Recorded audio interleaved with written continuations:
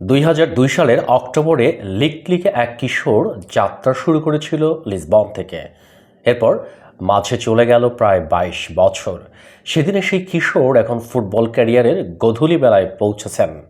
কিন্তু এই পথটুকু পাড়ি দেওয়ার পথেই কুড়িয়ে নিয়েছেন সাফল্যের অবিশ্বাস্য সব মণিমুক্তা, যে তালিকায় আজ যোগ হলো ক্যারিয়ারের ৯০০ গোলের দুর্দান্ত এক মাইল ফলক।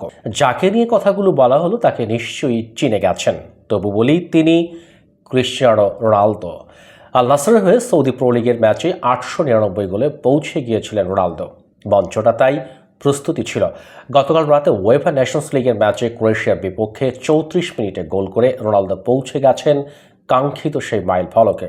পর্তুগালের ২-১ গোলে জেতা ম্যাচ দিয়েই CR7 এখন ৯০০ গোলের মালিক। ইতিহাসের প্রথম ফুটবলার হিসেবে অফিসিয়াল ম্যাচে এই কীর্তি গড়েছেন রোনালদো। রোনালদো অবশ্য এইটুকুতেই সন্তুষ্ট নন। কদিন আগেই বলেছিলেন ক্যারিয়ারে ১০০০ গোল করার ইচ্ছার কথা।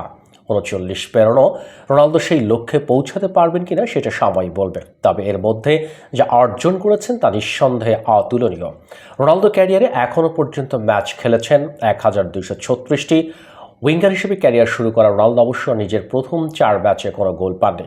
২০০২ সালের ৭ অক্টোবর নিজের পঞ্চম ম্যাচে পেশাদার ক্যারিয়ারে প্রথম গোল পান রোনালদো। সেদিন জোড়া গোল পান রোনালদো আর পেছনে ফিরে তাকাননি। এরপর সময় যতই গড়িয়েছে, রোনালদো নিজেকে পরিণত করেছেন গোল মেশিনে।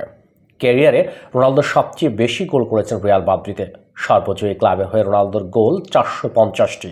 এরপর ২ মেয়াদে ম্যানচেস্টার ইউনাইটেডের হয়ে রোনালদোর গোল ১৪৫টি। জাতীয় দল পর্তুগালের হয়ে তার গোল ১৩১টি। জুভেন্টাসের হয়ে ইউরোপের সাফল্য না পেলেও গোল করেছেন ১০১টি।